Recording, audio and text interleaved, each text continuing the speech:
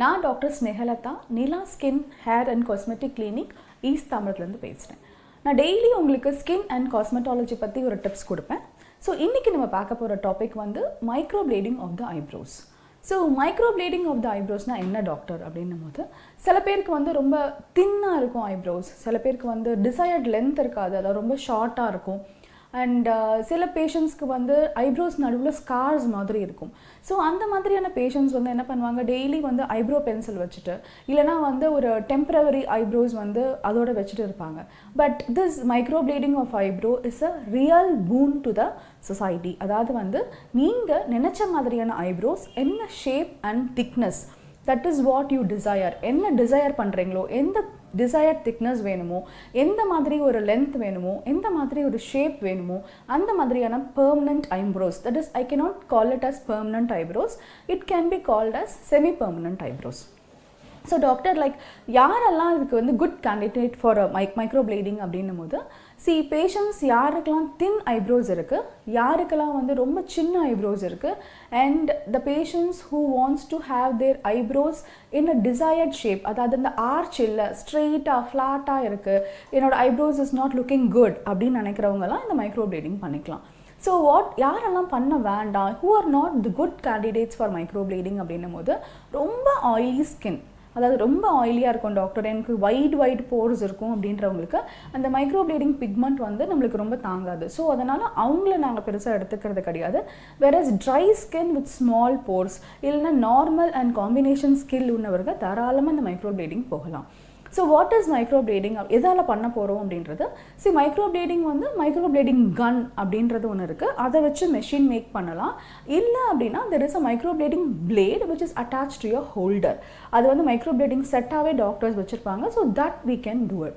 யார்கிட்ட நீங்கள் மைக்ரோப்ளேடிங் பண்ணலாம் அப்படின்னும் போது, nowadays many makeup artist microblading பண்ணாலும் it is very good to be done by a professional doctors, plastic surgeons, டாக்டர்ஸ்லாம் வந்து இப்போ மைக்ரோப்ளேடிங் பண்ணுறாங்க.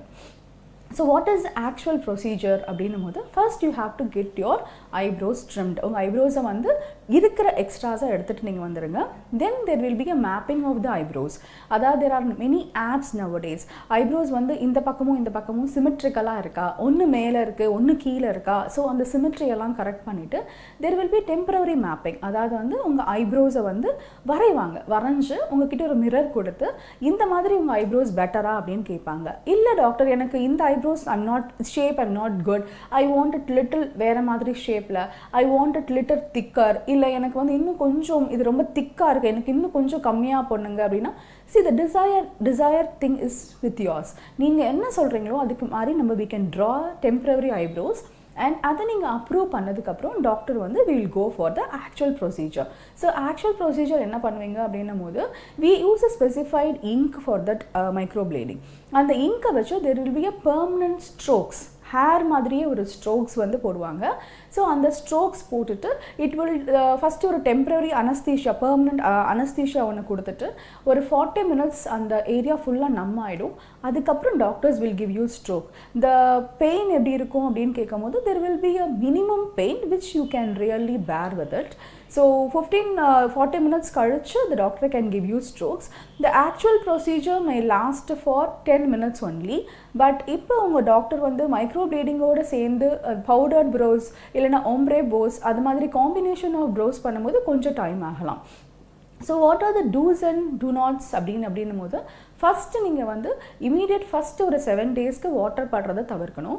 ஃபஸ்ட்டு 2 daysக்கு ஆன்டிபயோட்டிக் க்ரீம்ஸ் கொடுப்பாங்க. அதுக்கப்புறம் வந்து உங்களுக்கு வந்து they will give you வேசலின் லைட்டாக எடுத்து ஜஸ்ட் ஒரு மாப் மாதிரி பண்ணிக்கணும் அந்த இடத்துல.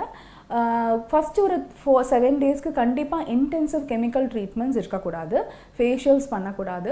நீங்கள் வந்து ஆக்னேக்காகவோ இல்லை வேறு எதுக்காவது ரெட்டினாய்ட் க்ரீம்ஸ் இல்லை ஆன்டி ஆக்னே பிம்பிள் க்ரீம்ஸ்லாம் போடுறதா இருந்தால் போடக்கூடாது. நோ ஸ்ட்ரிக்ட், அதாவது வந்து ரொம்ப லைக் பவர்ஃபுல்லான எந்த ஒரு ப்ளீச்சிங் ஏஜென்ட்ஸும் போடக்கூடாது. So first 7 days of workout is very important. First 2 days usually patients come back and say as that doctor, I have got a very thick eyebrows.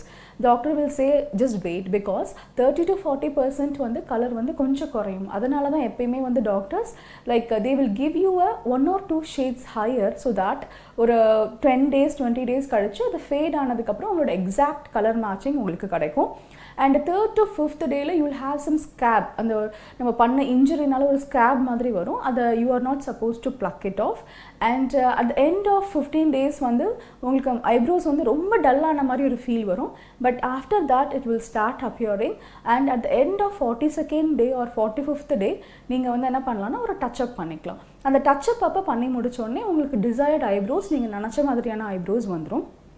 So many people will ask, doctor, what is the difference between a tattoo and a eyebrow microblading அப்படின்னும் போது, see tattoo வந்து though it is very cheaper, it goes, the pigment is different. microbladingல வந்து medically desired pigment பண்ணுவோம், whereas tattooல நம்ம pigment வந்து ரொம்ப வேறு மாதிரியான pigment, and tattooல pigment வந்து நம்ம ரொம்ப டீப்பாக இன்சர்ட் பண்ண போகிறோம். So tattoo will be a permanent one, whereas microblading வந்து 1.5 to 2 years வரைக்கும் தான் இருக்கும். And tattoo will give a very artificial look இல்லையா, வெறும்னா 2-dimensional look மட்டும்தான் கொடுக்கும். whereas microblading gives you a 3-dimensional look, அதாவது ரொம்ப நேச்சுரலாக ஒரு soft and natural look to the eyebrows கிடைக்கும். And of course microblading is little costlier, but overall look actually it is very good. So Dr. White, whether it is good to go for a tattoo or a microblading அப்படின்னும் போது, the doctors would, as a doctor I would definitely suggest you not to go for a tattoo, whereas microblading you can go with a powdered or ombre brows. In the powdered or ombre brows என்னது, how to combine a microblading with a powdered or ombre brows, actually அதோட advantages என்ன, disadvantages என்னன்றதை நான் இன்னொரு எபிசோடில் உங்களோட speak பண்ணுறேன். So இன்றைக்கி நம்ம பேசின மைக்ரோப்ளேடிங் பற்றி உங்களுக்கு நிறைய டீட்டெயில்ஸ் தெரிஞ்சிருக்கும். நாளைக்கு இன்னொரு எபிசோடில் இன்னொரு நல்ல டாப்பிக்கோடு உங்களை மீட் பண்ணுறேன். Until it is bye from Dr. Sneha. Bye bye.